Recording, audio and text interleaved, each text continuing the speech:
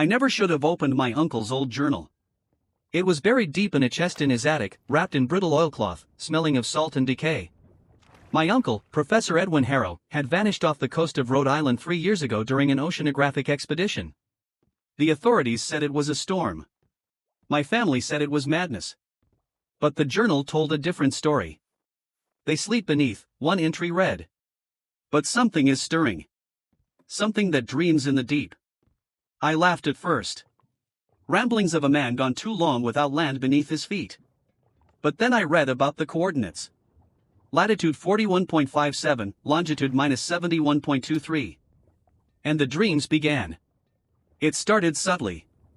Whispers in my sleep. Shadows that clung to my peripheral vision longer than they should. Then the tide began to rise higher each day. The townsfolk muttered about strange lights offshore. One night, I awoke soaked in seawater with kelp clinging to my ankles, though I live in a second-floor apartment. That's when I decided to go. I hired a local fisherman, Saul, to take me out to those coordinates.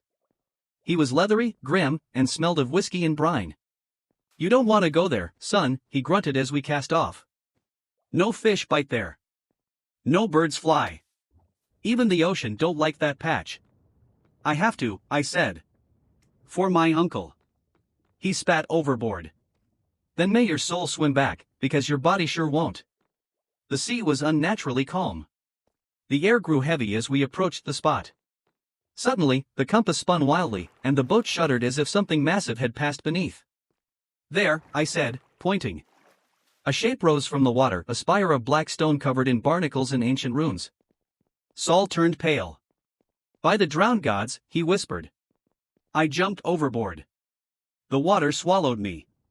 And below, I saw it, a temple, alien and vast, half buried in sand. The temple door was impossibly large. Taller than any cathedral gate, its surface etched with strange, curving glyphs that shimmered like oil on water. As I swam through the archway, the pressure in my ears intensified, but not from the depth. It was something else, something inside my skull, like a tuning fork humming against my bones. Inside, the chamber was vast beyond comprehension. The walls weren't straight or even, they bent in impossible angles, shifting subtly when I wasn't looking directly at them. A greenish light pulsed from the stone itself, casting elongated shadows that danced without cause. And then I saw it. He stood, or loomed, rather, at the far end of the chamber, half submerged in a brackish pool that rippled though no breeze stirred the air.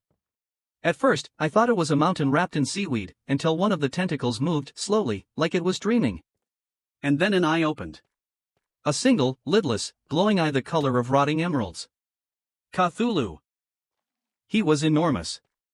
Larger than any creature could be, yet I could see all of him at once, as if he folded space around himself.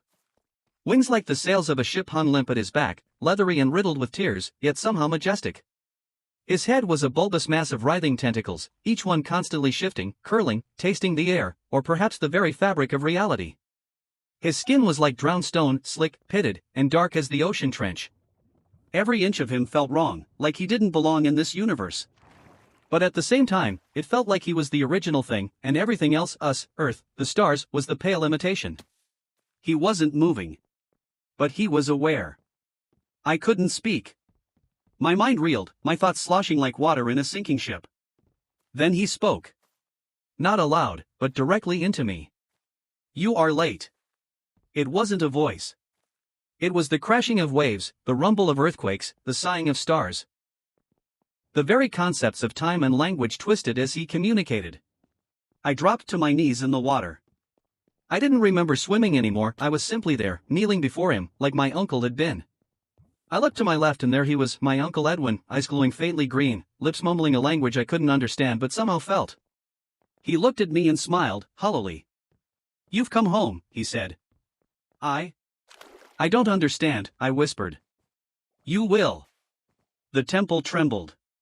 The water surged around me as Cthulhu lifted one massive, clawed arm. Not in aggression, but like a priest offering blessing. The light pulsed faster, matching my heartbeat. And in that moment, I did understand. This being, this god, this horror, this ancient memory, wasn't evil. It simply was. Cthulhu was not chaos or death or punishment. He was the answer to a question too ancient for human words. Suddenly, a hand grabbed me. "Saul." I ain't leaving another harrow behind, he shouted, dragging me upward. We broke the surface. I choked, sobbing. The spire was gone. Weeks passed. I told no one. But I knew the truth. Then, one day, I returned home to find a package on my doorstep. Inside was my uncle's journal. Only now, it was still being written in. The ink was wet. And so I write this last entry, before I return to the sea. Not to escape, but to serve. Because I understand now. We don't find Cthulhu. He calls us when it's time. And I have heard the call.